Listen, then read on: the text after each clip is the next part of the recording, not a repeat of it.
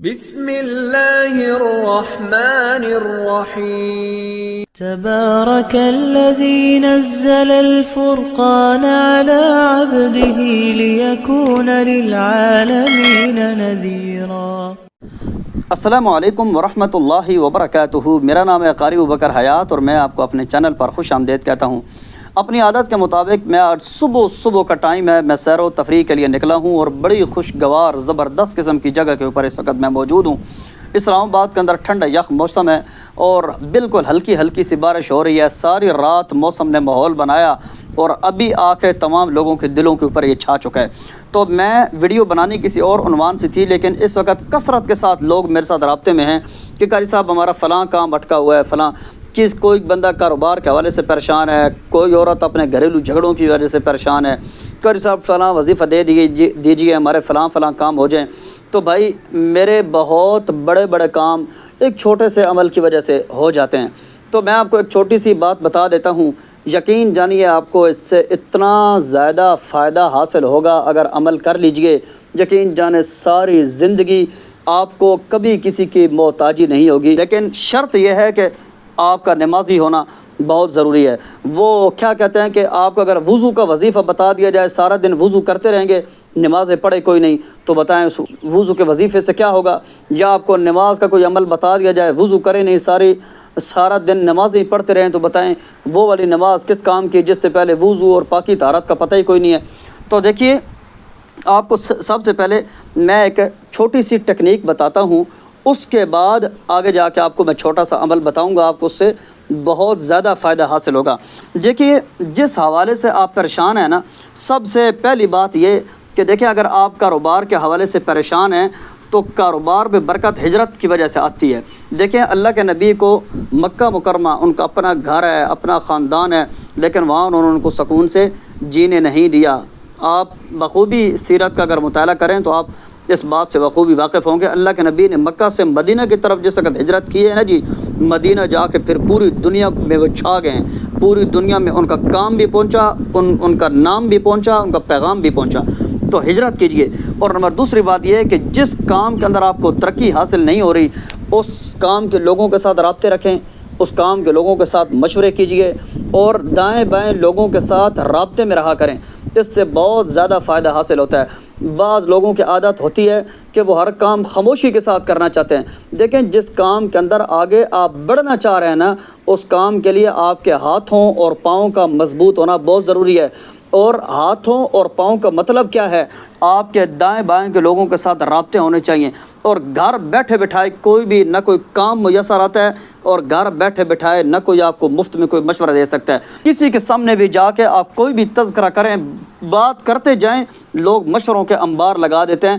تو اپنے کام کے اور ماحول کے اعتبار سے جو آپ کے لیے سب سے مفید مشورے ہیں نا، ان مشوروں پہ بھی عمل کیجئے اور لوگوں کے ساتھ رابطے بھی رکھیے، آپ کو اس سے بہت زیادہ فائدہ حاصل ہوگا۔ اور دوسری بات یہ ہے کہ اس طرح ٹانگ پہ ٹانگ رکھ کر، ہاتھ پہ ہاتھ رکھ کے خاموشی کے ساتھ بیٹھنا نہیں ہے، بلکہ باہر نکل کے لوگوں کے ساتھ رابطہ کریں۔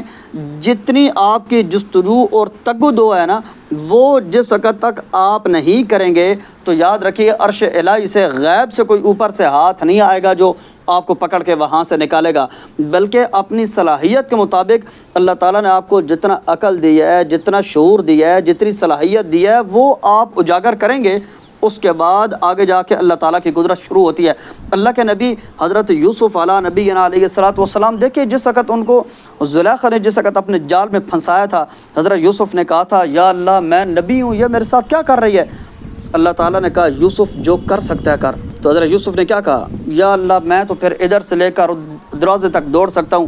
اللہ نے کہا وہاں تک دوڑ، جس جگہ پہ تیری طاقت ختم ہوگی وہاں سے میری قدرت شروع ہوگی۔ اللہ کے نبی کو کہا جا رہا ہے کہ اپنی پہلے طاقت استعمال کر، پھر میری قدرت کا انتظار کرنا۔ آج ہم اپنے تمام تر کاموں کو پینڈنگ میں رکھ کے صرف قدرت کے انتظار میں، یاد رکھیے غیب سے کبھی قدرت حاصل ہونے والی نہیں ہے، پہلے طاقت کا استعمال کیجیے، اس کے بعد قدرت حاصل ہوتی ہے۔ اب آئیے چھوٹے سے وظیفے کی طرف۔ یاد رکھیے جس بندے کو معمول کے مطابق روزانہ بلا ناغہ چاہے تھوڑی بہت صحیح قرآن کریم دیکھ کر تلاوت کرنے کی عادت ہونا، اس کے کام کبھی اٹکا نہیں کرتے۔ یہ میرا ذاتی مشاہدہ ہے۔ ہر کام میں رشوت، مثال کے طور پر پاسپورٹ بنانے کے آفس میں ایک عالمی ملک کی طرف سفر کرنا تھا، وہ جی میرے جانے کے دن بہت زیادہ کم رہ گئے۔ اب وہ روزانہ آگے سے 2-4 بندے لے لیں، باقی پیچھے سے ساری لائن ختم۔ اس وقت میرا طالب علمی زمانہ تھا، بالکل معصوم عمر تھی، پتہ تھا نہیں، تو میں سوچا یار آگے سے روزانہ 2-3 بندے لے لیتے ہیں، میرا فلائٹ میں سے صرف ہفتہ رہ گیا، میرا تو ٹائم بہت کم رہ گیا۔ تو میں نے کہا کسی بندے سے بات کرتا ہوں، کوئی 4,000-5,000 لے لے، مجھے پاسپورٹ جلدی بنا دے۔ یقین جانے اتنا میں خراب ہوا، 5,000 بھی ہاتھ سے گیا، اتنا میں خراب ہوا کہ بتا نہیں سکتا۔ کوئی سمجھانے والا تھا نہیں، پتہ ہی نہیں کہ رشوت کیا ہوتی ہے، پتہ ہی نہیں سود کیا ہوتا ہے، چھوٹی عمر تھی، بالکل بچہ تھا، اور عالمی سفر ملیشیا کا سفر کر رہا تھا میں۔ لیکن اس کے بعد مجھے ذاتی مشاہدہ اور جو تجربہ حاصل ہوا ہے، لیگل طریقے سے کام کیجیے، امانت داری سے کام کیجیے۔ دوسری بات یہ ہے کہ قرآن کی تلاوت کا عادی بنائیے اپنے آپ کو، انشاءاللہ آپ کے کام رکے گے ہی نہیں۔ آپ قرآن کی تلاوت کا اپنے آپ کو عادی بنائیں گے نا، دیکھیں جس طرح آپ کسی سیڑھی پہ قدم رکھتے ہیں، وہ جو چلنے والی سیڑھیاں ہوتی ہیں، آپ سیڑھی پہ قدم رکھتے ہیں اور سیڑھی خود بخود چل کے آپ کو اوپر نہیں پہنچا دیتی۔ اگر آپ قرآن کی تلاوت کے عادی ہیں، روزانہ معمول سے تلاوت کرتے ہیں، آپ نے کام پہ قدم رکھنا ہے، کام آپ کو خود انجام تک پہنچا دے گا، دیکھیں گے آپ۔ دوسری بات، ایک تو قرآن کی تلاوت کرنی ہے، دوسری بات یہ ہے کہ کسی بھی کام کا آغاز کرنے لگے نا، ایک مرتبہ لازمی 2 نفل پڑھ کے دعا کیا کریں، ٹھیک ہے؟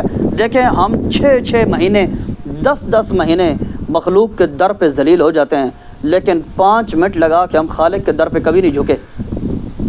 اور خالق نہیں، لوگوں کے دل بدلنے ہوتے ہیں، حالات بدلنے ہوتے ہیں۔ لوگوں کے ساتھ مشورے کریں، جو مشورے کام کے ہوں ان پہ عمل کریں، معمول کے مطابق روزانہ تھوڑی سی، کتنا ٹائم لگتا ہے؟ 5 منٹ دیکھ کر تلاوت کر لو یار، 5 منٹ صرف دیکھ کر قرآن کی تلاوت کیجئے۔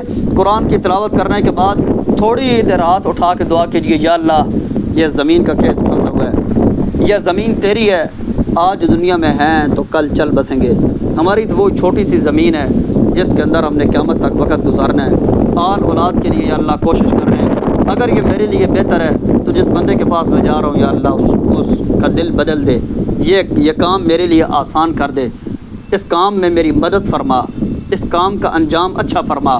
اس قسم کی دعا کر کے نا 5 منٹ تلاوت کیجئے، 2 منٹ دعا کیجئے، یہ 7 منٹ آپ یقین جانیں امانت داری کے ساتھ اس کو دے دیجئے نا، 7 مہینے مخلوق کے در سے ذلیل ہونے سے بچ جائیں گے آپ۔ مخلوق کے در پہ کبھی ادھر ذلیل ہو رہے ہیں، کبھی ادھر سفارش، کبھی ادھر رشوت، جو کرنے والا کام ہے وہ آپ کیجئے۔ یقین جانیں میری زندگی میں ایسے پتھر دل لوگ آئے ہیں نا، ان کا دین اسلام سے کوئی تعلق نہیں تھا، غیر مسلم لوگ تھے، یقین جانے غیر مسلم لوگ تھے۔ میرے ملک میں ایک عجیب سی جگہ جا کے میں پھنس چکا تھا، اور میں تھا عمان کے اندر، عمان کے شہر مسقط آئبس ہوٹل میں پھنس گیا۔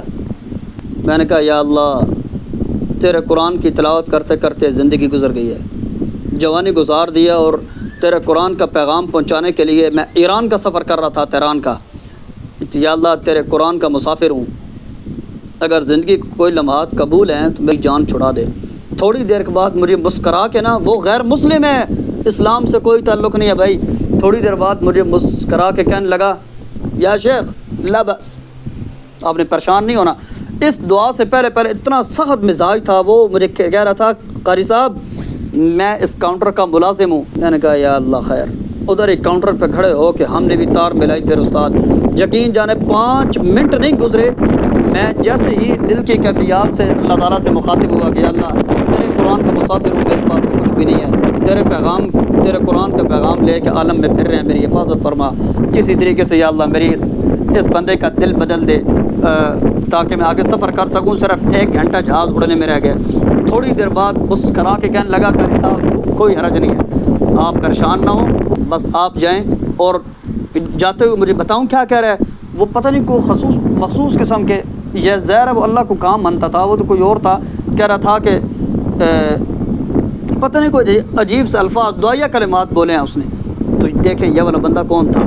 اس لیے جو بھی کام کرنے لگے نا 5 یا 7 منٹ خالق کے در پہ جھک جائیں، مخلوق کے در پہ ذلیل ہونے سے بچ جائیں گے۔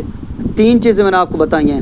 ایک یہ کہ سب سے پہلے اگر آپ اپنے گھر کے دائیں بائیں ہیں تو ہجرت کیجئے، ہجرت کرنے کے ساتھ ساتھ دائیں بائیں کے لوگوں کو اپنے مشوروں میں شامل کیجئے۔ نمبر تیسری بات یہ قرآن کی تلاوت کا معمول بنائیے۔ نمبر چوتھی بات یہ کہ مختصر سی دعا کا روزانہ کا معمول بنائیے۔ جو بھی کام کرنے لگے نا تھوڑی دیر کے لیے دل میں یہ وسوسہ، تھوڑی دیر کے لیے احساس پیدا کیا کریں، یا اللہ یہ والا کام میرے لیے آسان فرما، یا اللہ اس کام میں میری مدد فرما۔ اس کے بعد یقین جانیے آج کل لوگ ان چھوٹی چھوٹی چیزوں کو ترجیح نہیں دیتے نا، اللہ نے دنیا کے حوالے کر دیا ہے۔ 5 سے 7 منٹ جس وقت خالق کے لیے نہیں ہے نا، اللہ نے بھی کر دیا مخلوق کے حوالے، پھر جب تک ذلیل ہو سکتے ہو، ٹھیک ہے؟ تو مجھے امید ہے کہ آپ کو اس سے بہت زیادہ فائدہ حاصل ہوگا۔ روزانہ معمول کے مطابق قرآن کی تلاوت کیا کرو، معمول کے مطابق اللہ تعالیٰ کے حضور کو تھوڑا سا ٹائم دے دیا کرو، مخلوق کے در پہ ذلیل ہونے سے بچ جاؤ گا۔ اگلی ایک مفید ویڈیو تک کے لیے اپنے میزبان قاری ابوبکر حیات کو اجازت دیجیے۔ اللہ حافظ۔